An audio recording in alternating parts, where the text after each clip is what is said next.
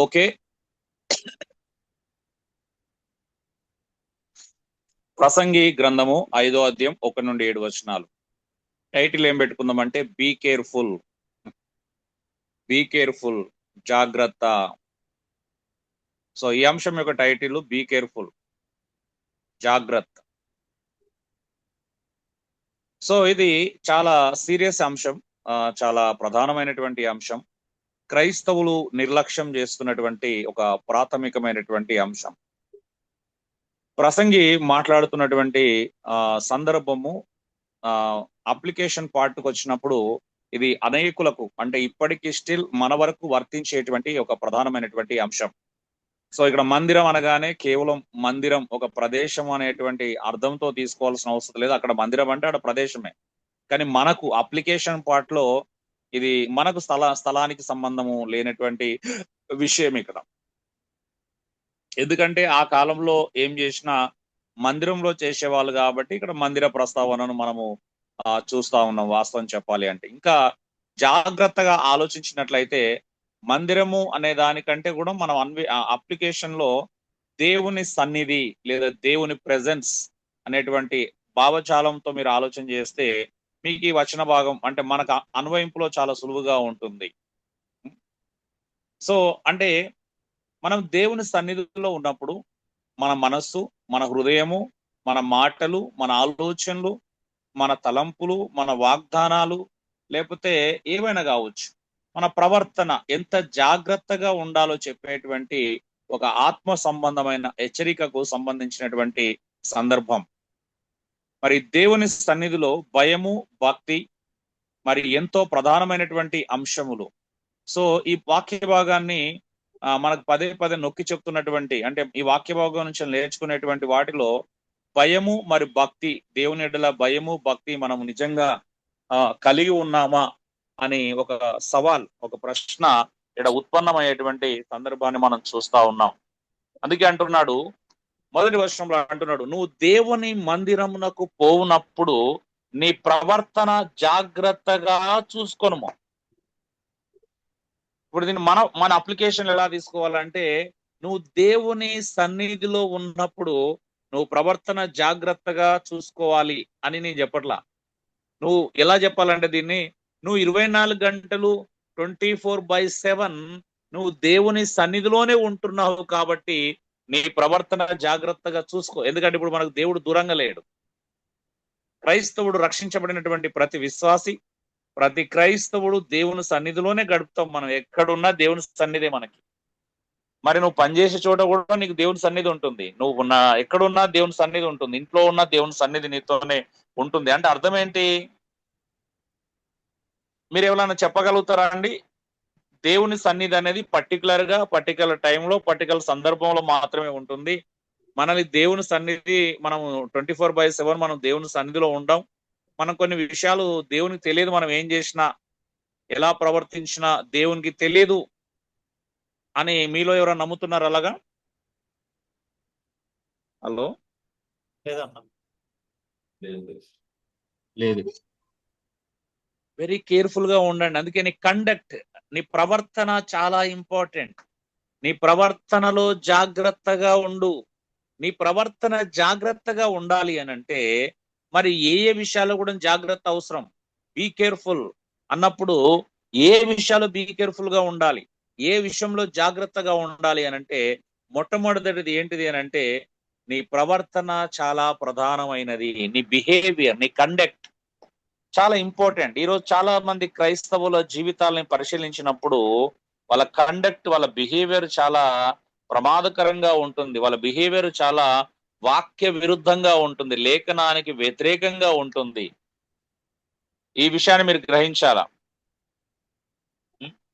అందుకే అక్కడ మాట్లాడుతున్నాడు, దేవునికి అనంట ఈ ఇష్టం లేదంట. ఏది? బుద్ధిహీనులు అర్పించినట్లు బలులు అర్పించడం ఇష్టం లేదు. చాలా మంది బుద్ధిహీనులు అర్పించినట్లుగా బలులు అర్పిస్తారు. అంటే ఇప్పుడు అలాంటి బలులు మనకు లేవు, కానీ ఇప్పుడు కూడా చాలా మంది బుద్ధిహీనులు చేసినట్టుగా. అంటే మనం ఏదో చేస్తున్నాం, కానీ దేవునికి ఇష్టమైనటువంటి మాట ఏంటిదంట? ఆలకించుట శ్రేష్టం అంట. దేవుని మాటల పట్ల శ్రద్ధ కలిగి ఉండడం శ్రేష్టం అంటున్నాడు. అర్థం చూడండి, ఈరోజు చాలా మందికి శ్రద్ధ లేనిది ఏంటంటే దేవుని మాటలే. ఎందుకు నేను ఆ మాట అనాల్సి వస్తుందంటే తప్పుగా అనుకోవద్దు, క్షమించాలా. దేవుని మాటల పట్ల శ్రద్ధ లేదు అని ఎందుకు అంటున్నాను అంటే, శ్రద్ధ ఎందుకు లేదంటున్నానంటే మీరు వింటున్నారు కానీ విధేయత చూపించట్లేదు కాబట్టి నేను శ్రద్ధ లేదు అనే మాట అనాల్సి వస్తుంది నాకు. నిజమేనా? అంటే నిజంగా మనం విధేయత చూపిస్తున్నామా అంటే సంవత్సరాల తరబడి వాక్యం వింటూనే ఉన్నాం. ఇదే ఎగ్జాంపుల్ సౌలు జీవితంలో కూడా మనం చూస్తాం కదా. మొదటి సమయాలు 15-16 అధ్యాయాల్లో దేవుడు చెప్పింది వినలే. అమాలేకులను సర్వనాశనం చేసి రమ్మంటే సర్వనాశనం చేసి రాకుండా ఏం చేశాడు? బుద్ధిహీనులు అర్పించినట్టు బలులు అర్పించాడు కదా. సమయాలు ఖండించాడా, దాన్ని సపోర్ట్ చేశాడా? బుద్ధిహీనులు అర్పించడం కంటే, ఇదే మాట అక్కడ చూస్తాం ఆల్మోస్ట్ ఆల్. బలులు అర్పించడం కంటే, పొట్టేల క్రొవ్వు అర్పించడం కంటే యెహోవా మాట వినుట శ్రేష్టము అన్నాడు. ఏది శ్రేష్టం? ఆయన మాట చొప్పున చేయడం శ్రేష్టము. మరి నీ ప్రవర్తనలో నువ్వు జాగ్రత్తగా ఉన్నావో లేదో ఎలా తెలుసు అంటే, ఆయన మాట వినడంలో నువ్వు పెట్టే శ్రద్ధను బట్టి, దాని రిఫ్లెక్షన్ మళ్ళీ విధేయత దగ్గరికే వస్తుంది. ఆయన చెప్పినట్టు నువ్వు చేస్తున్నావా? ఇప్పుడు ఒక నాయకులుగా నాలంటోడు ఎంతో మంది మీకు అంటే ఎక్కడో ఏదో వింటా ఉంటారు. విని ఏం చేస్తారండి? విధేయత చూపిస్తారా? వాళ్ళు చెప్పుకుంటూ పోతారు, మనం చేసుకుంటూ మనకు నచ్చిందే మనం చేద్దాం అనే యాటిట్యూడ్ నువ్వు చూపిస్తున్నావా? నిజంగా మన లోపల ఆ ఒబీడియన్స్, ఆలకించిన దానికి ఆ ప్రతిస్పందనగా నువ్వు ఏమిస్తున్నావు? ఇప్పుడు నేను లాస్ట్ వీక్ లో ఒక స్టడీ చేస్తున్నప్పుడు నేను ఒక ఇంటర్ప్రిటేషన్ లో వెంటనే హెర్మాటిక్స్ లో ఒక పొరపాటు జరిగిందని తెలియగానే వెంటనే నేను యూట్యూబ్ ఛానల్కి వెళ్ళి వెంటనే కామెంట్ పెట్టాను, నేను ఇంటర్ప్రిటేషన్ ఇక్కడ తప్పు చేశాను, దాన్ని అలా తీసుకోవద్దని. అంటే ఎందుకు? మనకు ఏదైతే ఇది తప్పు చేశాము, లేకపోతే నేను ఇక్కడ సరిగా లేను అని దేవుని స్వరం, దేవుని మాట మనకు వినబడుతున్నప్పుడు మనము నిజంగా విధేయత చూపిస్తున్నామా? మీకు తెలుసా, చాలా మన ప్రవర్తనలో మార్పు రాకపోవడానికి కారణం అదే అండి. అందుకే ఆయన మాట వినుట శ్రేష్టం. మనం ఏదో చేయడం కంటే ఆయన మాట వినడం శ్రేష్టం. ఆలకించుట శ్రేష్టం. ఆలకించడం అంటే దానిలో రెండో వైపు కూడా ఉంది. ఏంటిది? ఆలకించడం అంటే వింటే సరిపోతుందని బైబిల్ ఎక్కడ కూడా చూడం. దాని రెండో వైపు కూడా ఉంది. ఆలకించడం శ్రేష్టం అంటే శ్రద్ధగా వింటేనే నువ్వు దానికి విధేయత చూపిస్తావు, దాని ప్రకారం జీవిస్తావు అనేటువంటి భావజాలం దాని వెనకాలనే ఉంది, దాంట్లోనే దాగి ఉంది. అది నువ్వు ఎంత శ్రద్ధగా ఆలకిస్తే అంతే శ్రద్ధగా నువ్వు విధేయత చూపించగలుగుతావు. నువ్వు శ్రద్ధగా ఆలోచించకుండా నువ్వు చెయ్యాలనుకునే చేసుకుంటూ పోతే నువ్వు వినలేవు. ఇక్కడ ప్రాబ్లం ఏంటంటే, నీకు నచ్చినట్టుగా జీవించినంత కాలం, నీకు నచ్చినట్టుగా నువ్వు చేయాలనుకున్నవి చేసినంత కాలం నువ్వు శ్రద్ధగా వినలేవంటుంది. క్రైస్తవులు చేస్తున్నటువంటి బిగ్గెస్ట్ మిస్టేక్ అదే. నువ్వు చెయ్యాలనుకున్నది చేస్తున్నావు, అందుకే నువ్వు శ్రద్ధగా వినలేకపోతున్నావు. నువ్వు శ్రద్ధగా వింటే నువ్వు చేయాలనుకున్నవి కాకుండా దేవుడు చెప్పినవి చేసేవాడివి, దేవుడు చెప్పినవి చేసేదానివి లేదంటే. కానీ నువ్వు శ్రద్ధగా వినట్లేదు అనేది ఇక్కడ నువ్వు గ్రహించాలా. నువ్వు అదే జీవితం నువ్వు చేయాలనుకునేది చేస్తున్నావు, నువ్వు ఉండాలనుకున్న తీరుగానే ఉంటున్నావు. ఇంట్లో, సంఘంలో నువ్వు ఎలా ఉండాలనుకుంటున్నావు అలా ఉంటున్నావు. ఎందుకు మారట్లా? ఎందుకు మారట్లేదు అని అంటే అందుకే మారట్లా. నువ్వు బిజీగా ఉన్నావు, నువ్వు అనుకున్న పనులే చేస్తున్నావు, శ్రద్ధగా వినట్లేదు. వాక్యం ఏం చెప్తుంది? నేను ఈ రోజు వాక్యానికి ఎలా విధేయత చూపించాలనేటువంటి భావజాలము నీలో లేకపోవడం. అందుకే దేవుని సన్నిధిలో, దేవుని వర్షిప్ లో లేదా ఆరాధన అనుకునేది భావజాలం కిందకు వస్తే, మనకు తెలుసు ఆరాధన అంటే worship is nothing but A life style. ఆరాధన అని ఒక జీవిత విధానం. మరి ఆ జీవిత విధానంలో ముఖ్యమైనది ఏంటిది? అది దేవుని మాట ఆలకించడం, అంటే వాక్యాన్ని వినడం, ఆ వాక్యాన్ని మనసున పెట్టడం ఎక్కువ విలువైనది. దానికి ఇంకా ఎక్కువ ప్రాధాన్యత ఇవ్వడం, దానికి లోబడడం అనేది చాలా ప్రధానమైనది. కొత్త నిబంధనలు కూడా చూస్తాం. యేసు ప్రభు స్వయంగా మరియ విషయంలో అంటాడు కదా, మార్తా మరియల దగ్గర, మరియాను ఉత్తమైన దాన్ని ఏర్పాటు చేసుకుంది, మరియా చాలా శ్రేష్టమైనది ఎన్నుకుంది. ఏంటిది? వాక్యం వినడం, దేవుని మాటలు వినడం నేర్చుకుందంట. అందుకే శ్రేష్టమైనది అన్నాడు అక్కడ. ఇక్కడ కూడా అదే అంటాడు, శ్రేష్టము. ఏది శ్రేష్టము? దేవుని మాట వినడం శ్రేష్టం. మొదటి సమయాలు 16వ అధ్యాయంలో కూడా అదే చూస్తున్నాం. దేవుని మాట వినుట శ్రేష్టం. నీకు నచ్చింది చేయడం కాదు, ఆయన మాట వినడం శ్రేష్టం, ఆయన చెప్పింది చేయడం శ్రేష్టం. ఇగో ఈ శ్రేష్టమైనటువంటి విధి విధానాలు ఇంకా నువ్వు అలవాటు చేసుకోవట్లా. బహుశా నువ్వు 10 సంవత్సరాల క్రైస్తవుడు, 20 సంవత్సరాలు, 30 సంవత్సరాల క్రైస్తవుడు అయి ఉండొచ్చు. మేబీ నువ్వు మాకంటే సీనియర్, అందులో డౌట్ లేదు నాకు. కొంతమంది మీలో నాకంటే సీనియర్స్ ఉన్నారు. నాకంటే ముందు నమ్ముకున్న వాళ్ళు ఉన్నారు. బట్ అది అది కాదు కావాల్సింది. సో దీని నేపథ్యం ఏంటి అంటే, ఆ కాలంలో ఇశ్రాయేలు ప్రజలు యెరూషలేము మందిరంలో బలులు, ఆచారాలు చేస్తుండేవారు. కానీ సొలొమోను చెబుతున్నది, దేవుని దగ్గరగా రాబోతున్నప్పుడు నీ హృదయ స్థుతి శుద్ధి కావాలి, లేనిచో బలి వ్యర్థమవుతుంది అనేది. నీ హృదయం దేవుని దగ్గర రానప్పుడు, నీ ప్రవర్తనలో మార్పు జరగనప్పుడు, నువ్వు నువ్వు శ్రేష్టంగా దేవుని మాట ఆలకించినప్పుడు, నువ్వు పైకి ఇచ్చేటువంటి బలుల వలన ప్రయోజనం లేదు అనేది సొలొమోను యొక్క ప్రధానమైనటువంటి అంశం. అన్వయం ఈ రోజుల్లో కూడా ఆరాధనలో మన మాటల కంటే మన హృదయం వినయం ముఖ్యం.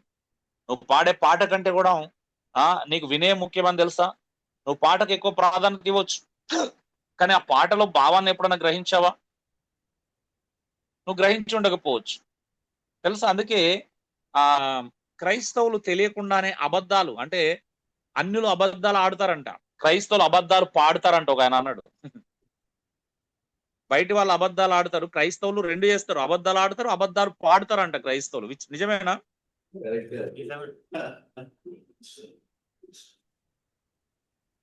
వాళ్ళు కేవలం అబద్ధాలు ఆడతారు, మన వాళ్ళు అబద్ధాలు ఆడటం పాటు అబద్ధాలు పాడతారంట. నీవు ఉంటే నాకు చాలు చేసాయి అంటాడు, కానీ అది అబద్ధం, అది నువ్వు పాడేది అబద్ధం.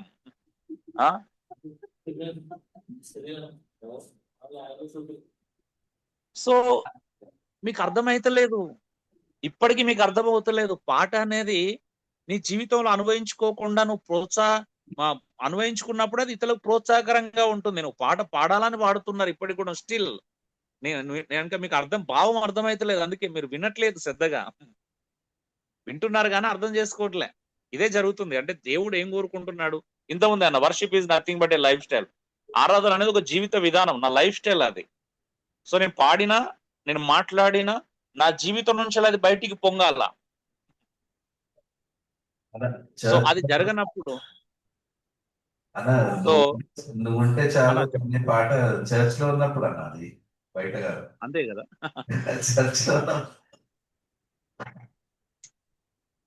చూడండి, అందుకే నీ ప్రవర్తన ఎందుకు చేంజ్ అవ్వట్లేదు? నువ్వు అలాగే ఉంటున్నావు. నీ సాకులు నీకు ఎప్పటికీ నీతోనే ఉంటాయి, నీ బలహీనతలు ఎప్పుడు నీతోనే ఉంటున్నాయి, మారట్లా నీ బలహీనతలు. నువ్వు చేంజ్ అవ్వట్లే చాలా మటుకు. సో నీకు అర్థం కావట్లే, ఇంకా విషయాలు అర్థం కావట్లా. మీకు ఒక బాధ్యత అప్పగిస్తే తీసుకోలేని స్థితిలో ఉన్నారు ఇంకా. అవునా అండి? నిజం చెప్పండి, మీకు బాధ్యత అప్పగిస్తే తీసుకుంటారా? మీరు దేవునికి అంత విధేయులయ్యరా? ఒక నాయకుడు చెప్పే మాటకు వినయం విధేయత చూపించాలి, అంత విధేయులయ్యరా నిజంగా దేవునికి మీరు? కాలే. నేను ధైర్యంగా చెప్తున్నాను, ఎందుకంటే నేను గత నెలలుగా అనుభవిస్తూనే ఉన్నాను, సంవత్సరాలుగా అనుభవిస్తూనే ఉన్నాను అది. సో మిమ్మల్ని ఇక్కడ ఏమంటారు, క్రిటిక్ చేయడానికి ప్రయత్నం చేయట్లే, బట్ ఇంకా స్టిల్ మీరు ఎందుకు దేవునికి దగ్గర కాలేకపోతున్నారు అనేది నా ప్రశ్న. వై? ఇంకా మీరు మీ హృదయాన్ని దేవునికి ఎందుకు ఇవ్వలేకపోతున్నారు? పూర్తిగా ఎందుకు ఇవ్వలేకపోతున్నారు?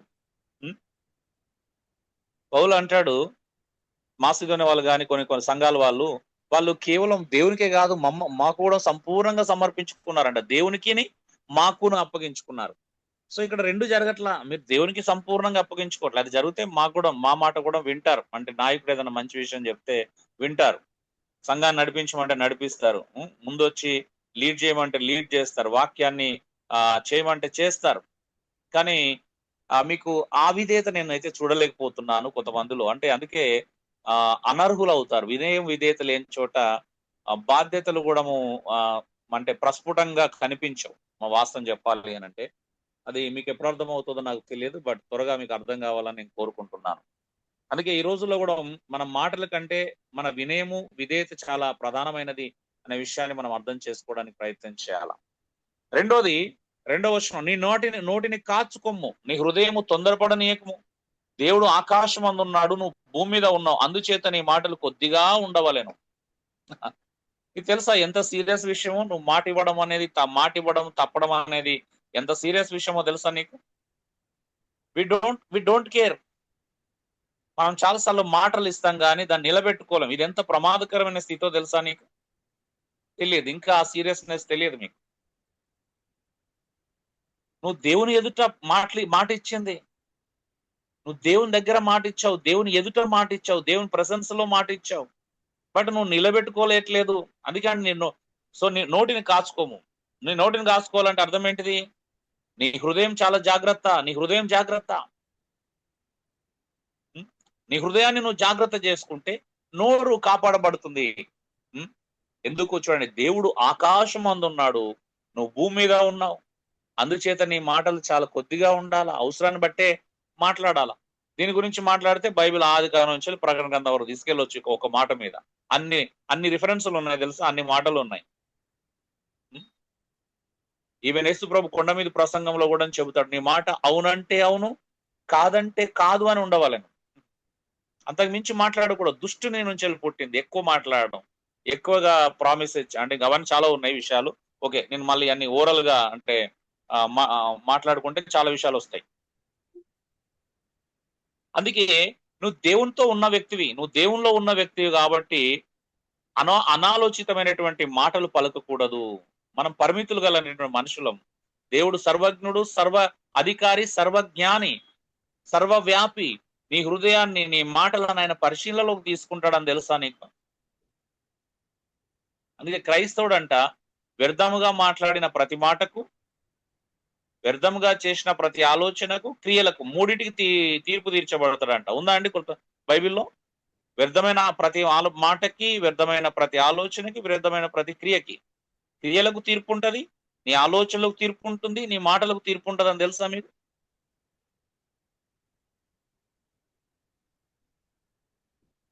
నేను చాలా మందిని చూస్తున్నా అండి, నాతో ఉన్న వాళ్ళు మాట తప్పడం అనేది. సో దానికి కారణం ఏంటంటే హృదయం సరిగా లేకపోవడం. హృదయం ఇంకా మారల. మాట తప్పుతున్నాడు అంటే అర్థం ఏంటంటే ఇంకా హృదయంలో మార్పు జరగలేదని అర్థం. నువ్వు మాట వరకు నేను అందుకే తీసుకోవట్లేదు, బయట జరుగుతుందంటే లోపల హృదయం అంతరంగం ఇంకా మార్పు జరగల. వాస్తవానికి నేపథ్యం ఏంటిదంటే యూదులు ప్రార్థనలో లేదా వాగ్దానాల్లో చాలా పొడవైన మాటలు చెబుతూ ఉంటారు. కానీ సొలొమోను చెబుతుంది ఏంటంటే దేవుడు మన మనసు తెలుసుకుంటాడు, పొడవైన మాటలతో కాకుండా పవిత్రమైనటువంటి మనసుతో ఉండమంటాడు. అందుకే హృదయం జాగ్రత్త అన్నాడు. నేను షూర్ అన్నా నెక్స్ట్ నుంచి వెళ్ళి ఖచ్చితంగా ఇలా ఉంటాను, ఆ వారం నుంచి వెళ్ళి ఇలా ఉంటాను, ఈ వారం నుంచి వెళ్ళి ఇలా ఉంటాను అంటే మనకు చాలా చెప్పడం అలవాటు అయిపోయింది. అది అలవాటు అలాగే మారిపోయింది. ఈ రోజు మళ్ళీ నెక్స్ట్ వస్తే మళ్ళీ అదే చెప్పుకుంటాం మనం, సింపుల్ గా చెప్పాలంటే. ఎందుకు అని అంటే అలవాటు అయింది. ఇంకా మనం మార్పు కంటే మాటలు చెప్పడానికి అలవాటు పడ్డాం. దానికి కారణం ఏంటి అంటే మన హృదయ స్థితి లోపల ఇంటర్నల్ చేంజ్ అనేది చాలా ప్రధానమైనటువంటి విషయం. అందుకే మన ప్రార్థనలో సంఘంకి వచ్చినప్పుడు కూడా ప్రార్థనలో మాటల కంటే మన నిజాయితీ ముఖ్యం, మనం ఎంత మారుతున్నాం అనేది ముఖ్యం. కొంతమంది దీర్ఘకాలిక ప్రార్థన చేస్తారు, కానీ అందులో అసలు వాళ్ళ ఏముంటది అని అంటే ఏముండదు, నిజాయితీ ఉండదు అనమాట. సో సంఘములోకి వచ్చినప్పుడు, దేవుని సన్నిధిలో ఉంటున్నప్పుడు మీ ప్రార్థనలు కూడా జాగ్రత్త అండి. మనం ఏం ప్రార్థన చేస్తున్నాం అనేది వెరీ ఇంపార్టెంట్. ఏమని ప్రార్థన చేస్తున్నాం, ఎలా ప్రార్థన చేస్తున్నాం, మన మాటలు ప్రార్థనలో ఏం వినియోగిస్తున్నాము అనేది కూడా చాలా ప్రధానమైనటువంటి విషయం. అందుకే 3వ వచనం అంటాడు, విస్తారమైన పనిపాటల వలన స్వప్నములు పుడతాయి, పెక్కు మాటలు పలుకువాడు బుద్ధిహీనుడు అవుతాడు. అక్కడ కూడా మార్త విస్తారమైన పనులు పెట్టుకుంది. ఇక్కడ కూడా మన క్రైస్తవుడు విస్తారమైన పనులు పెట్టుకుంటే ఏమవుతుంది అని అంటే అనవసరమైన స్వప్నాలు పుడతాయి అనమాట. తెలుసా మీకు? చాలా మంది ఈ రోజు నేను కొంతమంది స్త్రీ మాట్లాడుతున్నప్పుడు ఫోన్లు చేసి, అన్న నాకు రాత్రి ఒక కళ వచ్చింది అంటారు. అమ్మ నువ్వు ఎక్కువ ఆలోచిస్తున్నావు, విస్తారమైన పనులు పెట్టుకున్నావు, అందుకే నీకు కళలు ఎక్కువ వస్తున్నాయి. ఆ కళకు భావం చెప్పమంటారు. నాకు తెల్లగా కనిపించిందంటే దానికి ఏం భావం చెప్తాం? సో అర్థం లేని కళలు కూడా, కళలు అంటే ప్రతి కళకు అర్థం ఉండదండి. బైబిల్ ఎక్కడ కూడా చూడం, ప్రతి కళకు అర్థం ఉండదు. మనకు చాలా మట్టు కళలు, కొంతమందికి వచ్చే కళలు అన్ని పిచ్చి కళలే ఉంటాయి. సగం 90%, మోర్ దెన్ 95% మనిషికి వచ్చేటి అన్ని పిచ్చి కళలే. అంటే వాటి ఉపయోగం వేరే ఉంటది, అది వేరే విషయం, కానీ భావం ఉండదు అనమాట, అర్థం ఉండదు.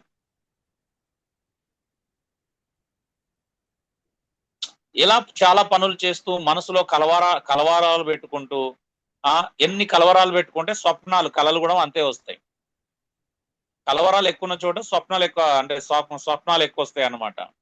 అందుకే ఒకవేళ అలా జరుగుతున్నదంటే నీ అజ్ఞానం బయటపడుతుంది అని అర్థం.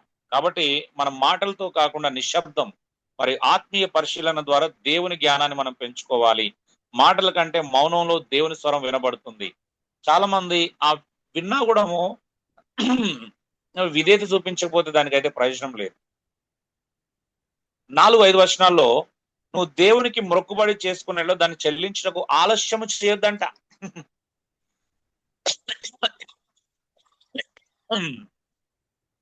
తెలుసా మీకు ఇది ఎంత ప్రమాదమో? మనకు తెలియదు, మనకు అవసరం లేదు.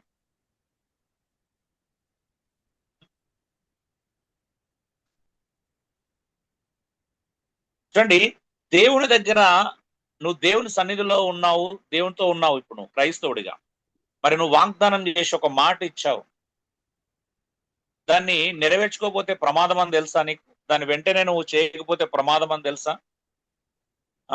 దానికంటే అసలు మాట ఇవ్వకపోవడమే మేలు అండి. ఇక్కడ మొక్కుబడులు అని వాడబడింది. సో అప్పుడు పాత నిబంధనలో ఉన్న మొక్కుబడులు ఉన్నాయి. ఇప్పుడు మనం మాట ఇస్తున్నాం, చాలా మందికి ప్రామిస్ చేస్తున్నాం, వాగ్దానాలు. ఒక రకంగా చెప్పాలంటే మాట ఇవ్వడం, ఓవ్స్ అన్నమాట, ఒట్లు అన్నమాట. అందుకే కొత్త నిబంధనలు, కొండ మీద ప్రసంగాలు, అందుకే ఒట్టు పెట్టుకోవద్దు అంటాడు. ఒట్టు పెట్టుకొని అది చేయొద్దు, నువ్వు అనవసరమైన ప్రామిసెస్ చేయొద్దు. ఎస్ అంటే ఎస్, నువ్వు అంటే నువ్వు అని ఉండాలి. ఈరోజు మీకు ఇది ఎందుకు అర్థం కావట్లేదు? అందుకే అంటున్నాడు, అలాంటి ప్రామిసెస్ చేయడం కంటే చేయకుండడమే మేలు అంటున్నాడు. చేసిన ఎడల మాత్రం ఆలస్యం చేయకుండా నెరవేర్చాలి. నీకు తెలుసా, నువ్వు ఇచ్చిన మాట నెరవేర్చకపోతే అది నేరం అని తెలుసా? దేవుని ఎదుట తప్పని తెలుసా? లేఖనం చదువు ఒకసారి, 4-5 వచనాలు. నేను చెప్పట్లే అది.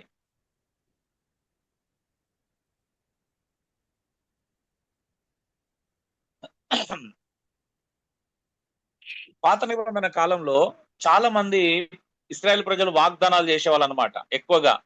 ఇప్పుడు హన్నా చేసినట్టుగా, సమూయేలు నీకు ఇస్తాను అన్నట్టుగా, అలా చాలా మంది, నేను ఇది చేస్తే నీకు ఇది ఇస్తాను, నాకు ఇది వస్తే ఇస్తాను, నాకు దేవాను నన్ను ఆశీర్వదించు, ఇక నేను సంఘాన్ని సాయం చేస్తాను, లేకపోతే నాకు గవర్నమెంట్ ఉద్యోగం వస్తే నీకు ఇది చేస్తాను, ఇట్లా చాలా మంది ఇప్పుడు కూడా వాగ్దానాలు అంటే ప్రామిసెస్ చేసుకుంటారు వాళ్ళు. అవునండి? తెలుసా మీకు ప్రామిసెస్ చేసుకోకూడదని తెలుసా? ఒకవేళ చేస్తే మాత్రం ఖచ్చితంగా నెరవేర్చాలని మీలో ఎంతమంది తెలుసు? ఒకవేళ నువ్వు ఒక ప్రామిస్ పెట్టుకున్నావు, నువ్వు ఒక ప్రామిస్ చేసుకున్నావు దేవుని సన్నిధిలో, దేవుని ఎదుట ఒక ప్రామిస్ ఇచ్చావు, మరి అది నువ్వు నెరవేర్చుకోకపోతే నీకు ఏం ప్రమాదమో తెలుసా నీకు? అది ఈరోజు చాలా మంది అండి, ఈరోజు నేను అందుకే చాలా మంది జీవితంలో ఆధ్యాత్మికమైనటువంటి ఆ బ్లెస్సింగ్ చూడలేకపోతున్నాను. కారణం ఇదే. ఎక్కువ మందిని చూస్తున్నాను అలాంటి వాళ్ళని. ఎందుకు వాళ్ళు బ్లెస్సింగ్ గా ఉండలేకపోతున్నారు అని అంటే, ఇట్లా ప్రామిసెస్ చేయడము, నెరవేర్చుకోకపోవడము, వాటిని నెగ్లిజెన్స్ చేయడము, లైట్ గా తీసుకుంటున్నావు. అది నీకు అంత మంచిది కాదు. ఎవరికైనా కానీ, నేనైనా అంతే. మాట ఇస్తే ప్రాణం ఇవ్వాలంట. అసలు తెలుసా మీకు, సమాజంలో కూడా అది ఉంటది. మాట ఇస్తే ప్రాణమైనా ఇవ్వాలంట. బైబిల్ కూడా అంతే చెప్తుంది. మీకు తెలుసో తెలియదు? తెలుసా నువ్వు ఎప్పుడు పర్ఫెక్ట్ అన్నమాడుతుందో బైబిల్ ప్రకారం? నువ్వు ఇచ్చిన మాట, నువ్వు ఇచ్చిన ప్రామిస్, నువ్వు పెట్టిన ఓవు నువ్వు ఎప్పుడైతే నెరవేర్చుకుంటావో అప్పుడే నువ్వు పర్ఫెక్ట్ అని అంటారు. యాకోబు దీని గురించి ఒక 3వ అధ్యాయం రాశాడు, యాకోబు రాసిన పత్రికలో. మాట యందు తప్పని వాడంట తన శరీరాన్ని అంతటి స్వాధీనం అందించుకున్న శక్తి గలవాడు అవుతాడంట, ఒక మాట యందు తప్పని వాడు. మీకు అనిపిస్తుంది కదా, నేను అప్పుడు టైం ఫాలో అయిన మాట ఇచ్చి ఆ టైం కాడ ఉండడానికి ప్రయత్నం చేస్తే పిచ్చోన్లాగా అనిపిస్తాం. కామన్ అన్న, అప్పుడప్పుడు లేట్ అవుతాము, అవన్నీ ఇలా పట్టించుకోవద్దు అనే ఫీలింగ్ ఉంటది. I'm not a mad person. నేను ఒక మాట ఇచ్చానంటే ఆ మాట ఎలా నిలబెట్టుకోవడానికి ప్రతిరోజు ప్రయత్నం చేస్తాను. దట్స్ ఇట్ అనమాట, అంతే. దానివల్ల కొంచెం మందికి నా వల్ల ఇబ్బంది కలగవచ్చు, కానీ నేను మాటకు ప్రాధాన్యత ఇచ్చాను కాబట్టి నేను మాటకి ఎక్కువ కట్టుబడి ఉంటాను. అందుకే కొంతమంది ఎవరన్నా ఇన్సిస్ట్ చేసినప్పుడు చూద్దాము, చేద్దాము, ఆలోచన చేద్దాం అనే చెప్తాను. ఎందుకంటే అనవసరంగా ఒక ప్రామిస్ చేయకూడదు. కొన్నిసార్లు తెలియదు, మనం కొన్నిసార్లు చేసి మర్చిపోయినాం. నాకు కూడా భయం అవుతుంది, ఎక్కడన్నా ఎవరికన్నా చిన్న మాట ఇచ్చి ఎక్కడన్నా దాన్ని సరిగా తీసుకోలేదా అని భయం వేస్తా ఉంటది. ఎవరైనా నాకు ప్రార్థన రిక్వెస్ట్లు పెట్టినా నేను చెప్పాను, ఖచ్చితంగా నీ కోసం ప్రార్థన చేస్తాను అని అస్సలు చెప్పను. ఎందుకంటే నేను మర్చిపోయే ప్రమాదం ఉంటది కాబట్టి. మీకు తెలుసా, ఇది కూడా చాలా మంది చేసే బిగ్గెస్ట్ మిస్టేక్. ఎవరైనా రిక్వెస్ట్ పెట్టగానే, sure brother, will pray for you brother అని పెడతారు, కింద షూర్ అని పెడతా ఉంటారు. గ్రూపులలో కూడా నేను చూస్తా ఉంటాను. బట్ ఎంతమంది ప్రార్థన చేస్తారు అనేది నిజంగా మీరు ఒకసారి పరిశీలించుకోండి. అందుకే నాకు భయం వేసి ఈ ప్రార్థనలన్నీ స్టార్ట్ చేయించాను, స్త్రీలకు పురుషులకు. ఎందుకు అని అంటే, కనీసం అప్పుడన్నా ప్రార్థన చేస్తారు, వాళ్ళు తప్పిపోకూడదు అనే ఉద్దేశం అందులో ఉంది. ఎందుకంటే నేను ఎప్పుడు చూసినా అది చాలా మంది అలా చెప్తుంటారు. నేను ఎప్పుడు పెడతా తెలుసా ఓకే అని, ఆ మెసేజ్ చదివిన తర్వాత ప్రార్థన చేసిన తర్వాత నేను మెసేజ్ చేస్తాను. అంటే ఓకే సింబలో లేకపోతే షూర్ అనో అప్పుడు పెడతాను. భయం అన్నమాట. కనీసం అది పెట్టడానికి ఒక సెకండ్ ముందన్న 10 సెకండ్ ముందు మనసులోనే ప్రార్థన చేసుకొని పెడతాను. ప్రభా సహోదరి ప్రాబ్లం లో ఉన్నాడు, స్వస్థపరచండి. అంత ఈజీ కాదండి. మనం చాలా సులువుగా ఇస్తాం వాగ్దానాలు. సులువుగా ఓకే అంటాం. అంటే అలవాటు అయిపోయింది మనకి. అవునండి? నిజమా కాదండి? మనం ఎన్ని పొరపాట్లు చేస్తున్నామో మీకు అర్థమవుతుందా? ఎవరికైనా డబ్బులు ఇచ్చేదన్నా సాయంత్రం ఇచ్చేస్తా అంటాం, ఇయ్యం. లేకపోతే ఎవరికైనా ప్రామిస్ చేస్తాం, నీకు ఇలా నేను సహాయం చేస్తాను, చెయ్యం. అవునా? రేపు ఇస్తామంటాం, ఇయ్యం. నిజమా కాదండి? అంటే దాన్ని దాట వేసుకుంటూ వెళ్తాం ఇక మెల్లమెల్లగా. మనకు అలవాటు అయిపోయింది కొన్ని విషయాలను దాటవేయడం. ఇప్పుడు ఒకవేళ ముక్కుసూటిగా ఇప్పుడు ఒకసారి ఆ రిక్వెస్ట్ పెట్టిన వాళ్ళు, అన్న నా కోసం ప్రార్థన చేసిన, అమ్మ నేను చేయలేదని అంటాం. అప్పుడు అంటాం అయ్యో చేయలేదు అని. దానికంటే ముందు నువ్వు ఎందుకు మాట ఇచ్చావు? అంటే నువ్వు చాలా విషయాలు సీరియస్ గా తీసుకోవట్లేదు. ఎందుకంటే మాట అనేది అన్నిటికీ సంబంధించింది. అది వాగ్దానం అనేది ఓకే అనేది అన్నిటికీ సంబంధించింది. అది వెరీ సీరియస్ విషయం. దేవుడు మాత్రం చాలా పర్టికులర్ గా సీరియస్ గా తీసుకుంటా ఉన్నాడు ఇది. మీరు తీసుకోవట్లా. ఇక్కడ ప్రాబ్లం ఏంటి అంటే నాకు భయం అవుతుంది. అయ్యో మీకు ఇంకా నేను కొన్ని విషయాలు ఇంకా పూర్తిగా నేర్పించలేకపోయానా, ఎందుకు సీరియస్ గా తీసుకోవట్లేదు అని. నేను చాలాసార్లు యాకోబు 3వ అధ్యాయం మీద మాట్లాడాను.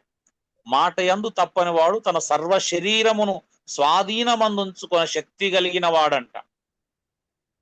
చూడండి, అక్కడ మనం అనేకమైన విషయాలు తప్పిపోతున్నాము. ముఖ్యంగా మాట విషయంలో తప్పిపోతున్నామని యాకోబు అంటున్నాడు.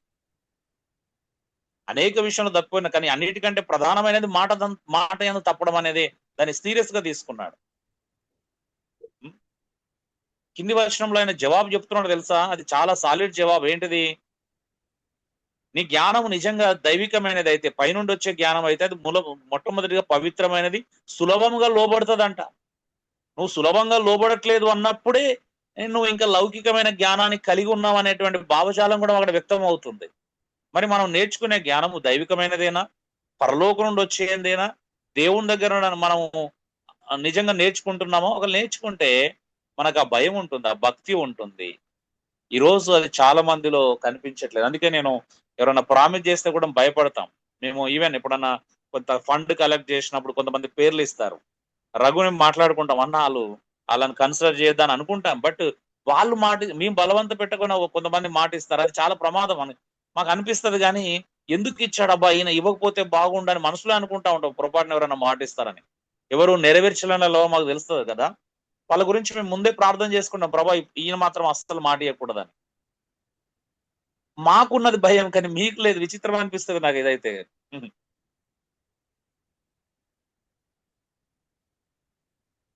అదేంటండి? అంటే ఇక్కడ కూడా మీ పక్షంగా మేము లోపల అనుకుంటున్నాం, ప్రభా వీళ్ళు మాట ఇవ్వకపోవడమే బెటర్ ఇక్కడ అని.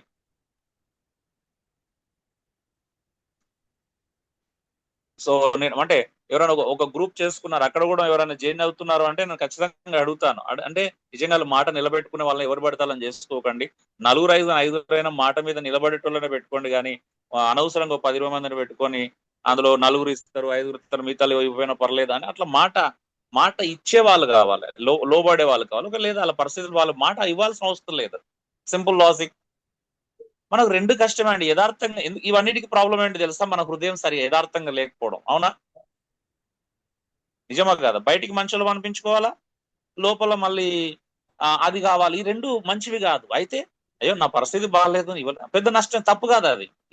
ఎందుకంటే ఏది బలవంతంగా చేయకూడదని బైబిల్ సెలవిస్తుంది. ఏదైనా స్వచ్ఛందంగా ప్రేమతో వాలంటీర్ గా చేసుకోవాలి, అది ఏ విషయమైనా కూడా. అందుకే మాట ఇవ్వడం అనేది లైట్ గా తీసుకోకండి. ఒకవేళ మాట ఇవ్వలేని పరిస్థితిలో ఉంటే ముందే దానికి క్షమాపణ చెప్పాలి. ముందే వాళ్ళకి కాల్ చేయాలి. లేకపోతే ఆ విషయాన్ని ముందే ఖచ్చితంగా చేయాలా. అది చేయట్లేదు. అందుకే నేను అకౌంటబిలిటీ చాలా మందిలో కొరతగా చూస్తున్నానండి. నిజంగా చెప్తున్నాను, చాలా మందికి అకౌంటబిలిటీ లేదు. కొంతమంది అడిగేంత వరకు కూడా స్పందించరు. ముందే చెప్పరు, అడిగితే గాని స్పందించరు కొంతమంది. కానీ బాధ్యత అనేది అడగక ముందే నిర్వర్తించడం అనేది నిజమైన బాధ్యత కలిగిన వ్యక్తి అడగక ముందే రెస్పాన్స్ ఇస్తాడు. అడిగినా రెస్పాన్స్ ఇవ్వట్లేదు అని అంటే అది నిజంగా బాధ్యత రాహిత్యం కలిగినటువంటి మనసు, హృదయం అయితే కాదు అండి. అందుకే ప్రామిసెస్ అనేటివి చాలా చాలా చాలా డేంజర్స్. అంత ఓర్స్ నెరవేర్చుకోవడం అనేది అంత ఈజీ కాదు, ఇవ్వకూడదు. అందుకే ఈజీ కాదు కాబట్టి ఇవ్వకూడదు అన్నాడు అక్కడ. మాట నెరవేర్చుకోవడం, మాట మీద నిలబడడం సులువా అండి? హలో, సులువు కాదు కాబట్టి ఇవ్వద్దు అన్నాడు. ఇస్తే మాత్రం ఖచ్చితంగా ఆలస్యం చేయొద్దు అంటున్నాడు. చూడండి, ఆలస్యం అనే మాట వినియోగించాడు. ఇస్తే మాత్రం ఆలస్యం చేయకూడదు. ఇక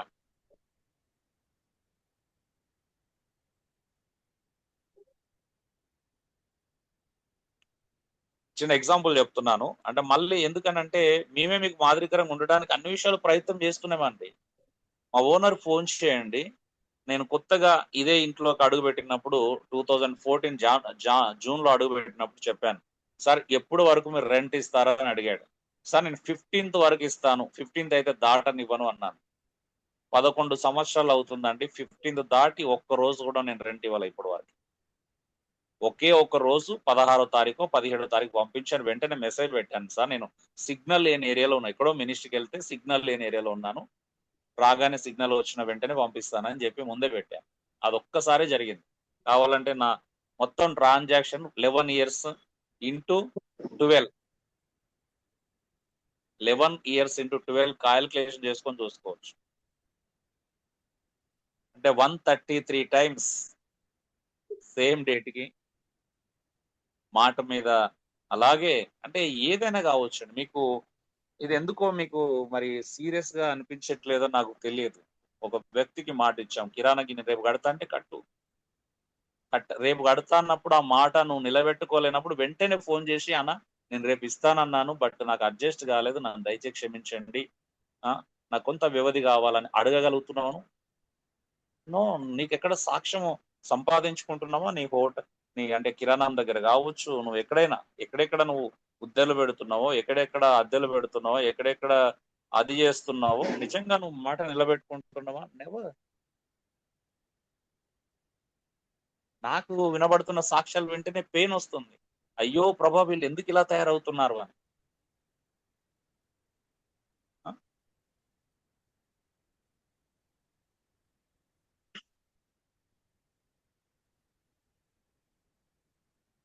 ముందు బయటలకు మాట ఇచ్చి నెరవేర్చుకో, తర్వాత ఇంట్లోది నీకు సెకండరీ ఇల్లు.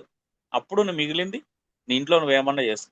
నువ్వు బయట ఎవరెవరికి ఇచ్చి మొత్తం ఇచ్చేయాలి. అసలు వాస్తవం చెప్పాలి, అసలు నీ క్యారెక్టర్ మీద శ్రద్ధ లేదు, నీ వ్యక్తిత్వాన్ని బిల్డ్ చేసుకోవాలని ఆలోచన లేదు. అరే నా దేవునికి ఇది అవమానం కలుగుతుంది అనే భయం లేదు నీకు. ఇంకెప్పుడు మారతారండి మీరు? అయ్యో.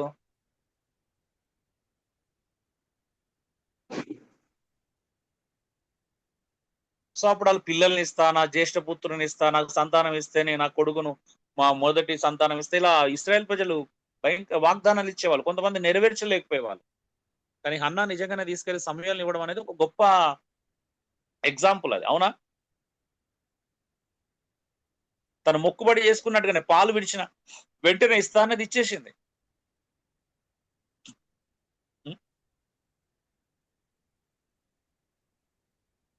సో ఇప్పుడు అలాంటి మొక్కుబడులు లేవు.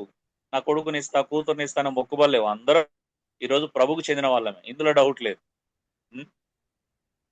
సో దేవునితో మనం చెప్పే మాట, దేవునితో మనం ఉంటున్నాం కాబట్టి మన ప్రతిజ్ఞ, మన ప్రార్థన ఇవన్నీ కూడా సత్యముగా ఉండాలి, అనాలోచితంగా ఉండకూడదండి.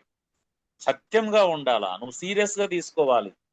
ఎందుకో మరి ఈ రోజు అందుకే అంటాడు తెలుసా, సీరియస్ విషయం 6వ వచనం చూడండి. ఎందుకు అన్నాడు? నీ నోటి వలన నీ దేహమును పాపమునకు లోను చేయకునే. నీ నోటి మాట వలన నీ దేహం పాపానికి లోనవుతుందని తెలుసా? నువ్వు మాట తప్పితే నీ దేహం పాపానికి లోనవుతుందని తెలుసా నీకు? నువ్వు మాట తప్పితే దేవునికి కోపం పుట్టిస్తుంది తెలుసా? నువ్వు మాట తప్పినప్పుడు ఈవెన్ నీ కష్టం వ్యర్థమవుతుందంట. 3 విషయాలు ఉన్నాయి ఇందులో 6వ వచనంలో. ఒకటి, నువ్వు మాట తప్పుతున్నావు అంటే నీ దేహాన్ని నువ్వు పాపానికి గురి చేస్తున్నావు. రెండోది, నువ్వు మాట తప్పుతున్నావు అంటే నువ్వు దేవునికి కోపం పుట్టిస్తున్నావు. మూడోది, నువ్వు మాట తప్పుతున్నావు అంటే నీకు ఒక నష్టం కూడా కలుగుతుంది, నీ కష్టం వ్యర్థమైపోతుందంట. అందుకే ఈరోజు నేను చూస్తున్నాను, కొన్నిసార్లు అంటే 20-30 వేలు సంపాదించిన వాళ్ళు చాలా సమృద్ధిగా బ్రతుకుతున్న వాళ్ళు ఉన్నారు, దేవుని కోసం నిజాయితీగా నిలబడిన వాళ్ళు. కొంతమంది 50-60 వేలు సంపాదించినా కూడా ఆ నిజాయితీ లేకపోవడం వల్ల, యథార్థత లేకపోవడం వల్ల వాళ్ళకి ఇంకా లొసుగులు అంటే ఇంకా లోటుపాట్లే కనిపిస్తున్నాయి. మీకు మ్యాటర్ అర్థం కావట్లేదు మీ జీవితాల్లో. జీతం ఎక్కువ ఉంటే సరిపోద్ది అని మీరు అనుకుంటున్నారు. No no no no.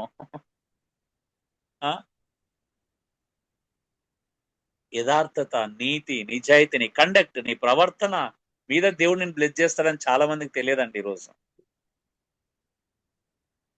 ఎందుకు అర్థమవుతలేదో మీకు, ఇంకా ఎక్కడో వెనుకబడిపోయారు వాస్తవం చెప్పాలి అని. అందుకే అంటే నువ్వు నోటిని అదుపులో పెట్టుకోవట్లేదు, నువ్వు నెరవేర్చుకోవట్లేదంటే నీ దేహానికి శిక్ష పడుతుంది. నీ దేహం పాపానికి లోనవుతుంది. నీ దేహం పాపానికి లోనవుతుంది అంటున్నాడు.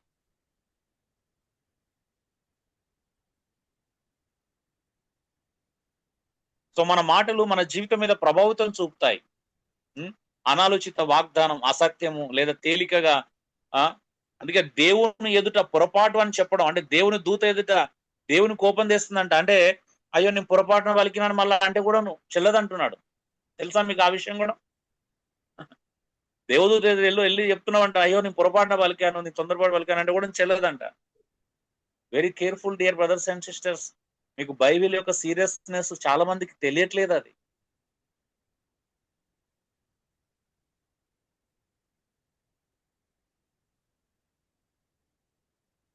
సో దేవుని సన్నిధిలో దేవునితో గడుపుతున్న వాడు మాట అనేది ఒక కవెనెంట్ అండి. అది మనం చెప్పిన దాన్ని నిర్లక్ష్యంగా తీసుకుంటే దేవుడు మన క్రియలను వ్యర్థం చేస్తాడు.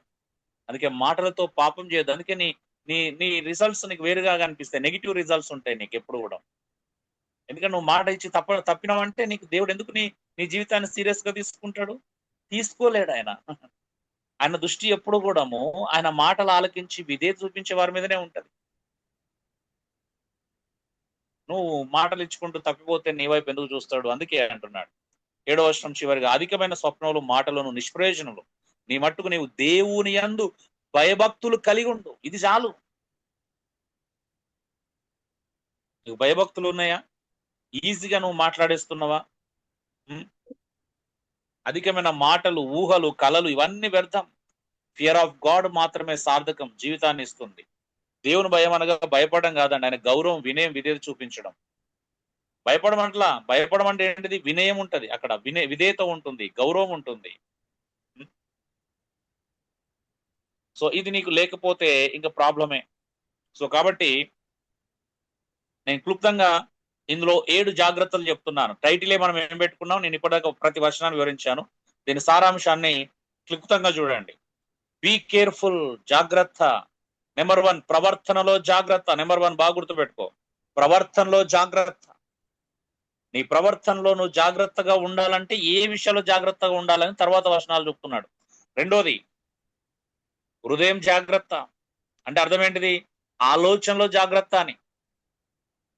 నువ్వు ఆలోచనలో జాగ్రత్తగా ఉండు.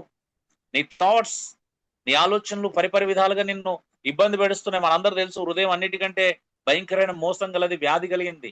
నువ్వు అక్కడ క్రీస్తును పెట్టకపోతే, దేవుని మాటలు పెట్టకపోతే అది నిన్ను ఎప్పటికీ మోసం చేస్తూనే ఉంటుంది.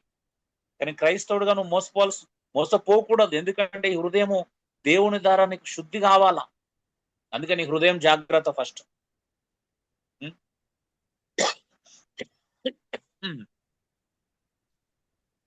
హృదయ శుద్ధి గల వారు ఎప్పటికీ ధన్యులే. నీ హృదయాన్ని శుద్ధి పెట్టుకో ఫస్ట్.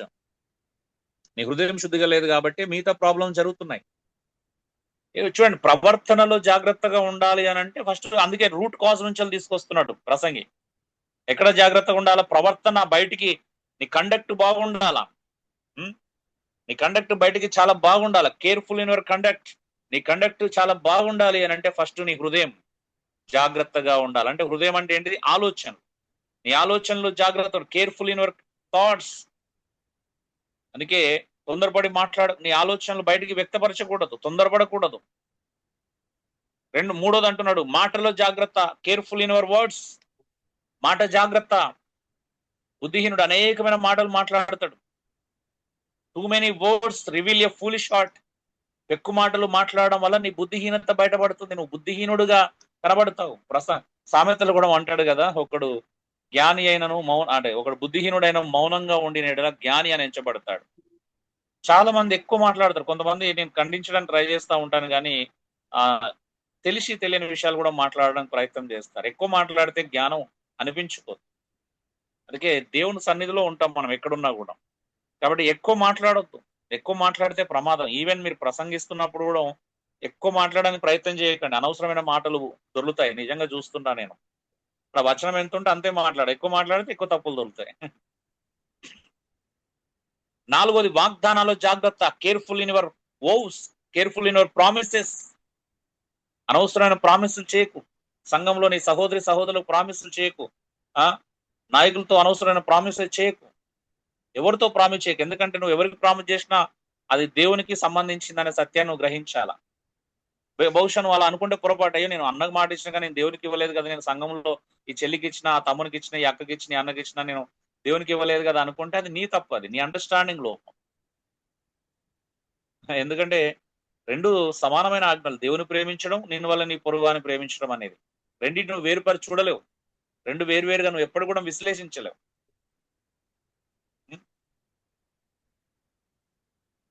సో కాబట్టి be careful dear brothers and వాగ్దానాలు జాగ్రత్త. 5వది నీ speech. Careful in your speech. నీ నోరుని కంట్రోల్లో పెట్టుకోపోతే నీ శరీరం పాపాన్ని చేయిస్తుందంట. నోరు కంట్రోల్ లేకపోతే శరీరం పాపానికి గురవుతుందని చూసాం. Let not your mouth cause you to sin. Control your tongue, it can destroy your bless.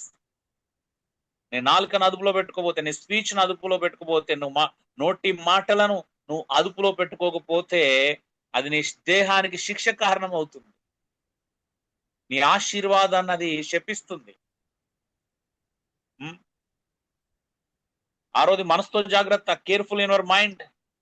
మనస్సు ఆధీనంలో లేకపోతే విస్తారమైన కలలు కలుగుతాయి, విస్తృతంగా మాటలు వస్తాయి, విస్తృతమైనటువంటి ఆయాసం కలుగుతుంది. మనసు జాగ్రత్త.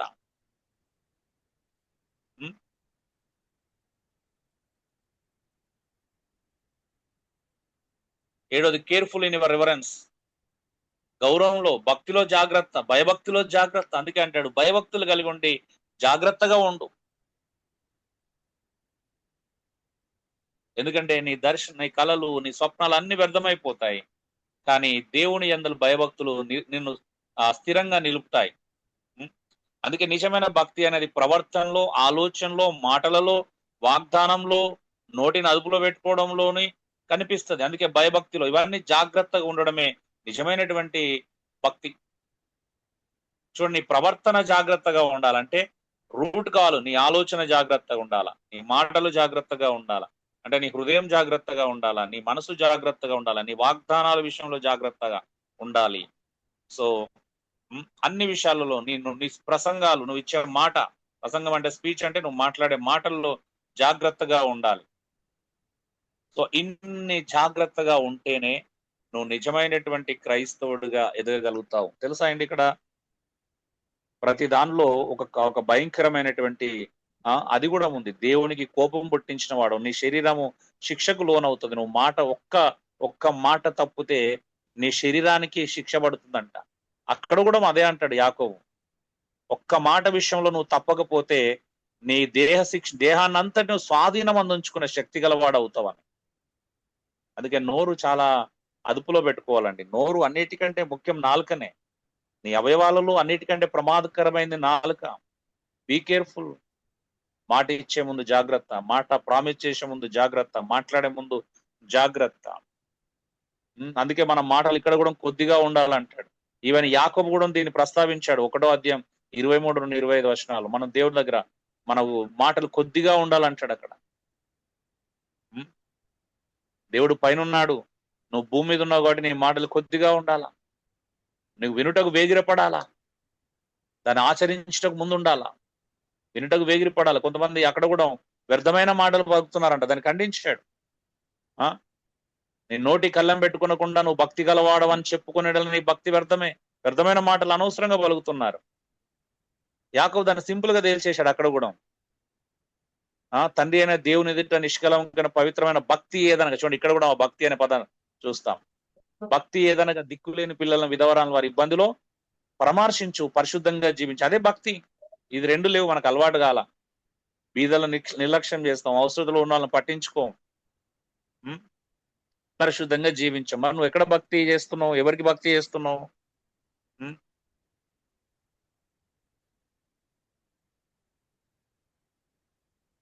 నీకేం చిన్న సమస్య వచ్చినా నువ్వు ఫస్ట్ నిర్లక్ష్యం చేసే తెలియకుండా అవసరం ఉన్న వాళ్ళనే. తెలుసా? నిజమైన అవసరతలు ఉన్న దగ్గర నువ్వు అక్కడే ప్రాబ్లం పెడతావు ఎప్పుడు కూడా. ఎప్పుడు అలాగే జరుగుతుంది. ఎందుకు అంటే మనం నిజంగా భయభక్తులు కలిగి దేవునికి దగ్గర అవ్వట్లేదు అనేది ఇక్కడ ఫ్యాక్ట్. ఒక్కరి విషయం కాదండి, ఇక్కడ చాలా మంది క్రైస్తవులు, ఇక్కడ మన స్థానిక సంఘం గురించి నేను కూడా మాత్రమే మాట్లాడట్లా, ఇప్పుడు మీరు వింటున్నారు వాస్తవానికి, కానీ చాలా మంది క్రైస్తవులు అలాగే చూస్తున్నాం. ఎక్కువ మంది క్రైస్తవులు అలాంటి ఒక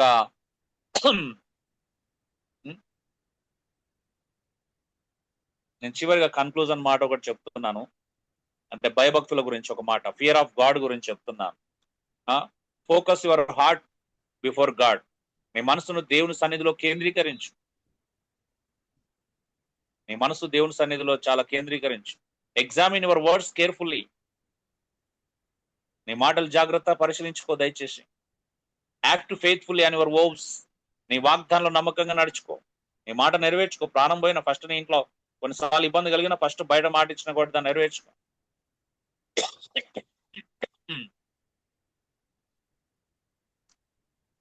4వ మాట, రివర్ గాడ్ అబోవ్ ఆల్. అన్నిటికంటే దేవుని గౌరవం భయభక్తి కలిగి ఉండు. నేను ఫియర్ అనే మాట చెప్తున్నాను. F for focus your heart before God. నీ మనసును దేవుని సన్నిధిలో కేంద్రీకరించుము. ఈ for examine your words carefully. నీ మాటలను జాగ్రత్తగా పరిశీలించు. నీ నోటిని కాసుకో. నీ మాటలు కొద్దిగా ఉండాలా. A for act faithfully on your vows. నీ వాగ్దానంలో నమ్మకంగా నడుచుకో. నువ్వు తప్పుడు వాగ్దానాలు ఇవ్వకు. రాంగ్ ప్రామిసెస్, ఫాల్స్ ప్రామిసెస్ చేయకు. జాగ్రత్తగా ఉండు. నిన్ను లెక్క చేసుకో. అన్నిట్లో నువ్వు నీ కౌంట్ చేసుకో. నీ సోమర్తనం ఉందా? నీ టైంకు వెళ్ళలేవా? చెప్పుకో ముందే, నేను కొంచెం సోమరిని, నేను టైంకు రాలేను, ఆ టైంకి అయితే నాకు కుదరదు అని చెప్పుకో. ప్రాబ్లం ఉంటే ఎప్పుడన్నా ఒకసారి ఉంటుంది, రెగ్యులర్ గా ఉండదండి. ఎవరికైనా ప్రాబ్లం అనేది యాటిట్యూడ్ ప్రాబ్లం ఉంటేనే అది రిపీట్ అవుతుంది. యాటిట్యూడ్ ప్రాబ్లం లేని వాళ్ళకి ఎప్పుడన్నా ఒక్కసారి మిస్టేక్ జరుగుతుంది, పొరపాటు జరుగుతుంది. టైమింగ్ కానీ, ఎకనామికల్ ఇష్యూస్ లో కానీ, నువ్వు రెగ్యులర్ గా ఇప్పుడు ఒక రెంట్ లేట్ గానే కడుతున్నావు అంటే నీ యాటిట్యూడ్ ప్రాబ్లం, నీ డిసిప్లిన్ ప్రాబ్లం. ఎప్పుడో ఒకసారి ప్రాబ్లం వచ్చి ఎప్పుడో ఒకసారి లేట్ అయిందంటే అది డిసిప్లిన్ ప్రాబ్లం కాదు, నీ వ్యక్తిత్వం ప్రాబ్లం కాదు అది. అప్పుడు అది సమస్య ఉంటారు దాన్ని. ఇప్పుడు మీరు ఆలోచించండి.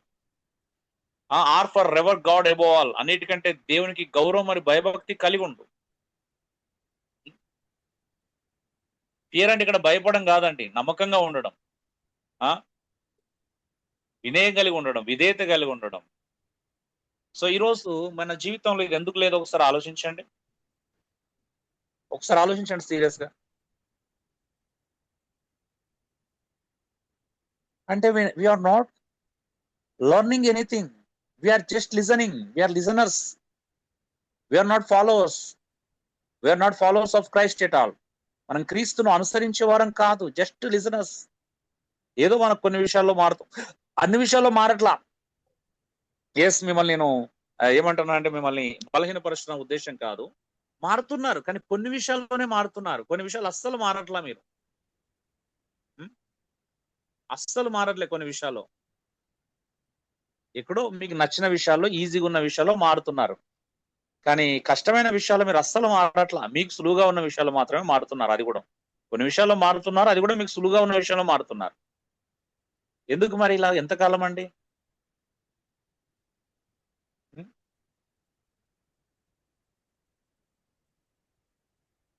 సో సమస్య అయితే అర్థం చేసుకుంటారు, కానీ యాటిట్యూడ్ అయితే కష్టం.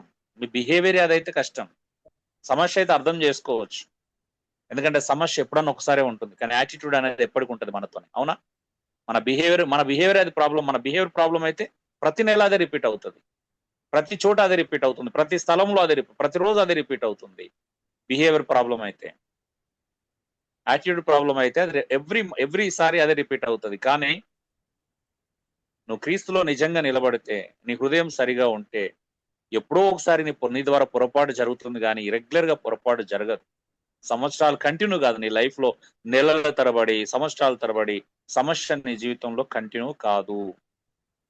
Dear brothers and sisters, very careful.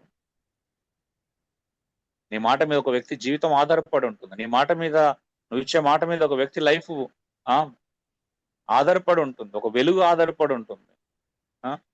నీకోసం ఎదురు చూస్తారు, నువ్వు మాట ఇచ్చావని నీకోసం కనిపెట్టుకునే వాళ్ళు ఉంటారు. అది బీద వాళ్ళ అవసరంలో ఉన్న వాళ్ళు ఇంకా ప్రమాదం.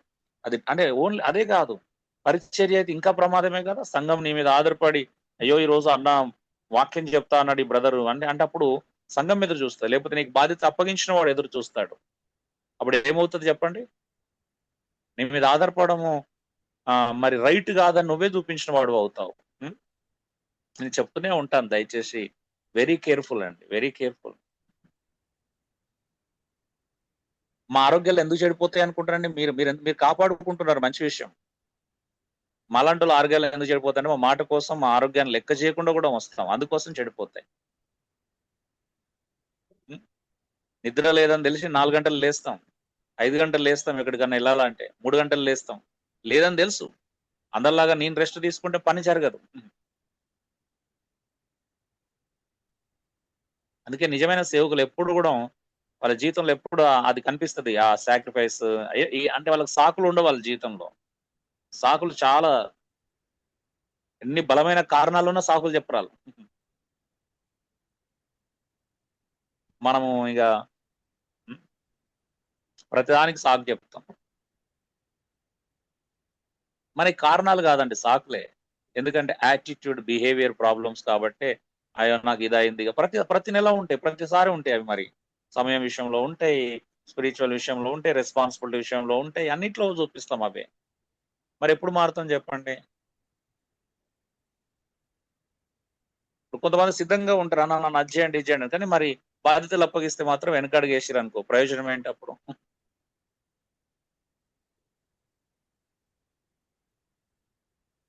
అలర్ట్ గా ఉండాలి, రెడీగా ఉండాలి. మాట చాలా కేర్ఫుల్ అండి. మాట మీద మాట్లాడితే చాలా ఉన్నాయి, బైబిల్ మొత్తం ఉన్నాయి మాటల గురించి. మాట ఇచ్చి తప్పడం అనేది చాలా చాలా తప్పు. సో దేవుని సన్నిధిలో ఉన్నాం, మనం దేవునిలో బ్రతుకుతున్నాం, వెరీ కేర్ఫుల్ గా ఉండాలి, జాగ్రత్తగా ఉండాలి. మీకు తెలుసా, నేను మనసులో అనుకున్నది కూడా చేస్తాను కొన్నిసార్లు. అంటే దేవుడు నన్ను ఎక్కడ, అయ్యో నేను మనసులో అనుకున్నాను ప్రభు, ఇది నెరవేర్చకపోతే దోషిని అవుతాను, లేకపోతే అది రైట్ కాదు. ఉం?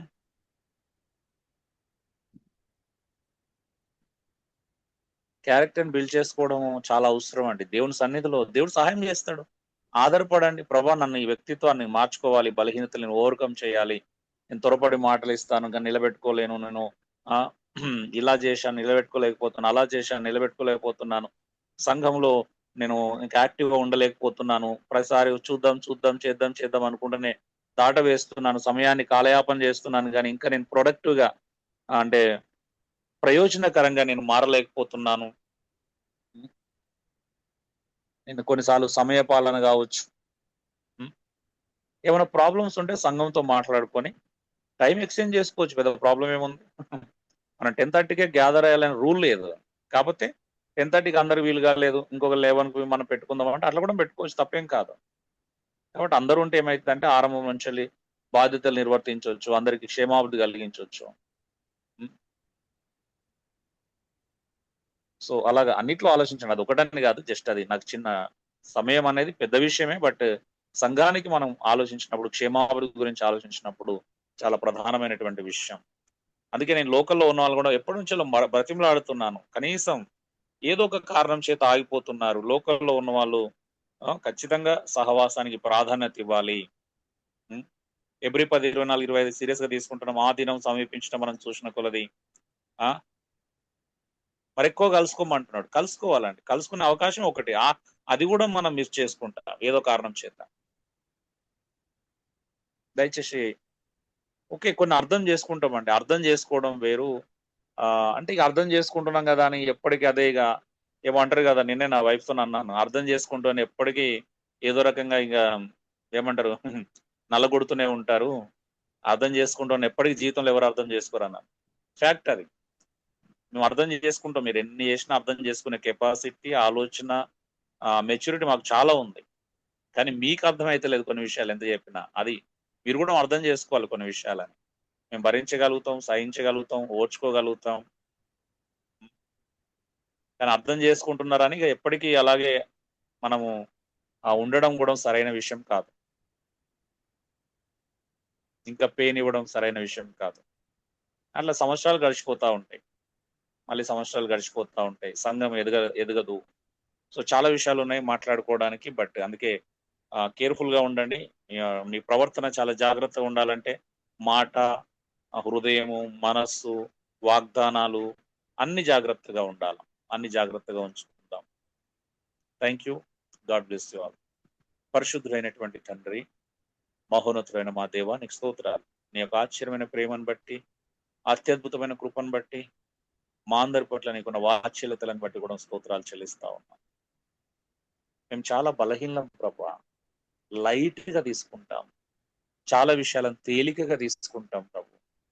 దానివల్ల నీకు, నీ పరిచర్యకి, సంఘానికి, మరి సంఘాన్ని నడిపించే నాయకులకు ఎన్ని రకాల ఇబ్బందులు ఎదుర్కొంటారు అనేటువంటి ఆ సెన్సిటివ్ థాట్ ప్రాసెస్, ఆ సెన్సిటివ్ మైండ్ సెట్, ఆ సున్నిత స్వభావం చాలా మందికి లేదు ప్రభు. నువ్వు కూడా బాధపడతావనే ఆ సున్నిత స్వభావం లేదు. నీకు అది కోపం తెప్పిస్తుంది మాట ఇచ్చి తప్పితే అనేటువంటి ఆ సెన్సిటివ్ ఆలోచన విధానం చాలా మంది కలిగి లేరు ప్రభా. మేము ఏదైనా చేస్తున్నాం అంటే అది నీకు అవమానం కలుగుతుంది, మేము ఏదైనా చేసి చెప్పి చేయకపోతే దానివల్ల నీకు అవమానం కలుగుతుంది అనేటువంటి ఆలోచన విధానం మాకు ఇంకా అలవాటు కాలే ప్రభా. మా బలహీనతలోనే మేము వెళ్ళిపోతున్నాం సీరియస్ గా, అంటే లైట్ గా తీసుకుంటున్నాం ప్రభా, దేన్ని సీరియస్ గా తీసుకోవట్లేదు. అరే, ఒక మంచి పని చేసినప్పుడు దానికి రైట్ టైంలో ఒకవేళ సపోర్ట్ చేయకపోతే, నిలబడకపోతే ఆ పని ఆటంకం కలుగుతుంది, లేకపోతే మానసికంగా వాళ్ళు ఒత్తిడికి గురవుతారు, లేకపోతే వాళ్ళ హృదయానికి ఇబ్బంది కలుగుతుంది, వాళ్ళు మేబీ డిస్కరేజ్ కావచ్చు. అబ్బా, ఇక నుంచి వెళ్ళి పనులు వద్దు, పరిచయలు వద్దు అనేటువంటి నిరుత్సాహం కూడా కలగవచ్చు అనేటువంటి ఆ అండర్స్టాండింగ్ ప్రభా, సెన్సిటివ్ హార్ట్, ఆ సెన్సిటివ్ మైండ్ సెట్, ఆ సెన్సిటివ్, ఆ సున్నితమైనటువంటి స్వభావం అవయవాలలో ప్రతి అవయంలో ఆ సున్నితత్వాన్ని దయచేసి అనేకులకు దయచేయండి ప్రభా. అది లేకపోతే ప్రభా మేము ప్రజలను అర్థం చేసుకోలేం, పరిస్థితులను అర్థం చేసుకోలేం. ఎప్పుడు మమ్మల్ని అర్థం చేసుకో, నా పరిస్థితిని అర్థం చేసుకో, నా ఇంటి పరిస్థితిని అర్థం చేసుకో, నా ఇంట్లో ఉన్నటువంటి కండిషన్స్ ని అర్థం చేసుకునేటువంటి స్వార్థపూరితమైనటువంటి ఆలోచనలోనే ఉండిపోతాం. కానీ విశాలమైనటువంటి దృక్పథం, విశాలమైనటువంటి ఆలోచన విధానాన్ని మేము ఎప్పుడు కూడా కలిగి ఉండలేం ప్రభా. తెలియకుండా మేము న్యారో మైండెడ్ అయిపోతాం ప్రభా. ఇది చాలా ప్రమాదం, స్వార్థానికి దారి తీస్తుంది ప్రభా. మేము స్వార్థాన్ని దాటుకొని వెళ్ళాలి. క్రైస్తవం అనేది ప్రభా త్యాగపూరితమైనటువంటి జీవితంగా మారాలి. అది విస్తృతమైనది ప్రభా, విస్తారమైనది. ఆ చిన్న పనులకు కూడా ఆటంకం కలగకుండా ప్రభా మేము జాగ్రత్త పడడానికి సహాయం దయచేయండి. మేము చేసేటే చాలా చిన్న పనులు, నీకోసం బ్రతుకుతుందే చాలా తక్కువ ప్రభా. కొద్ది జీవితం, పూర్తి జీవితానికి ఇంకా అంకితం చేయలేదు, పూర్తిగా నీకోసం బ్రతకట్లేదు. ఎక్కడో చిన్నగా కొంతమంది ప్రారంభించారు అంతే. కానీ ఇంకా నీకోసం బ్రతకాలి కదా ప్రభా, నిస్వార్థంగా బ్రతకాలి కదా. ఎప్పుడు బ్రతుకుతాం? మేము ఆ సెన్సిటివ్ మైండ్, సెన్సిటివ్ హార్ట్ మాకు కావాలి. సీరియస్ గా తీసుకోవడానికి సహాయం దయచేయండి. పరిచర్యని, పరిచారకులని, నిజమైనటువంటి ఈ సత్యం ప్రజలకు అందించాలనేటువంటి తీవ్రత కూడా చాలా మందికి లేదు ప్రభా. ఉన్నా దానికి తగినట్టుగా మరి ప్రార్థనా జీవితం, moral support, spiritual support, economical support కానీ కనీసం ఉండకపోతే ప్రభా అది మేము ముందుకు తీసుకెళ్ళలేమనే సత్యాన్ని కూడా గ్రహించడానికి కృప చూపించండి ప్రభా. మరి బైబిల్లో మీరు ఒక మంచి ఉదాహరణ చెప్పారు. తండ్రి పొలం పనులకు పెద్దోనికి చెప్పినప్పుడు నేను పోను అన్నాడు, రెండోవాడు పోతా అన్నాడు. కానీ పెద్దోడు తర్వాత మనసు మార్చుకొని పోయాడు, రెండోవాడు పోతా అన్నాడు, పోలేదు. ఈరోజు చాలా మంది రెండో వాళ్ళగా చేద్దాం చేద్దాం చేద్దాం అంటున్న వాళ్ళు ఉన్నారు, కానీ మనసు మార్చుకొని ఒక అడుగు ముందుకేసే వాళ్ళు ఈరోజు కావాలి ప్రభా. నీ పరిచర్య కోసం, నీ సంఘం కోసం, సంఘ విస్తరణ కోసం ప్రభా, సత్యాన్ని ప్రబలించడానికి కావాలా. భయమేస్తుంది ప్రభా. మన సహోదరులతో మాట్లాడుతున్నప్పుడు ఒక అబద్ధ బోధకుల దగ్గర 10,000 మంది పాస్టర్లు ఉన్నారంట. అది ఎట్లా ఇప్పటికి అర్థం కావట్లేదు ప్రభా, జీర్ణం అవ్వట్లా. మా దగ్గర 10,000 కాదు, 10 మందిని తయారు చేయలేని స్థితిలో ఉన్నాం ప్రభా. ఈ పే నుంచి విడిపించండి ప్రభా. ఈ భారం అర్థం చేసుకోవడానికి చాలా మంది కృప చూపించండి. కుకట్పల్లి ఆయన దగ్గర 10,000 మంది పాస్టర్లు ఉన్నాడు 2 తెలుగు రాష్ట్రాల్లో, ఇండియా వైజ్ గా. ఎలా సాధ్యం అవుతుంది ప్రభా? మేము ఒక 10 మందిని నిస్వార్థంగా 10 మందిని కూడా ప్రభా సపోర్ట్ చేయలేని స్థితిలో ఒక్కరికి మా సపోర్ట్ లేదు ప్రభా. ఈ రోజు వరకు ఫుల్ ప్లెడ్జ్డ్ గా ఒక్క వ్యక్తికి మేము సపోర్ట్ చేయలేకపోతున్నాం. 10 మంది మరి మేము నిజంగా సపోర్ట్ చేయగలుగుతామా? ఎంత స్వార్థం ప్రభా. ట్రెడిషనల్ చర్చెస్ బాగున్నాయి అనిపిస్తుంది కొన్ని విషయాలు మేము ఆలోచించినప్పుడు. మమ్మల్ని క్షమించండి. మా ఈ అవకాశవాదాల నుంచి వెళ్ళి బయటపడేయండి ప్రభా. మేము అవకాశాలను మాకు స్వార్థంగా వాడుకొని ఆ దుస్థితి నుండి, ఆ దురవస్థ నుంచి వెళ్ళి, ఆ దుష్ట మనసు నుంచి వెళ్ళి, ఆ దుష్ట హృదయం నుంచి వెళ్ళి ఫ్రీడమును మిస్యూజ్ చేసుకునేటువంటి స్వతంత్రాన్ని, స్వేచ్ఛను మంచి కోసం కాకుండా స్వార్థం కోసం వాడుకునేటువంటి ఆ దుస్థితిని అంతటి నుంచి వెళ్ళి ప్రతి ఒక్కరిని విడిపించమని ప్రభా, మాటల విషయంలో జాగ్రత్త ఉండడానికి ప్రతి ఒక్కరి కృప చూపించమని, ప్రతి ఒక్కరి హృదయాన్ని, మనస్సును, ఆలోచనలను, తలంపులను, వాగ్దానాలను, మాటలన్నింటినీ నీ ఎడల కంట్రోల్లో పెట్టుకుని ఎడల నిజమైనటువంటి భయభక్తులు కలిగి జీవించడానికి మరికొన్ని కృపను అనుగ్రహింపచేయమని మా ప్రార్థనలు వింటున్నందుకే నీకు స్తోత్రాలు చెల్లిస్తూ యేసు దివ్యనామంలో వేడుకొంచున్నాను పరలోకపు తండ్రి. ఆమేన్. రికార్డ్ ఆఫ్ చేయండి.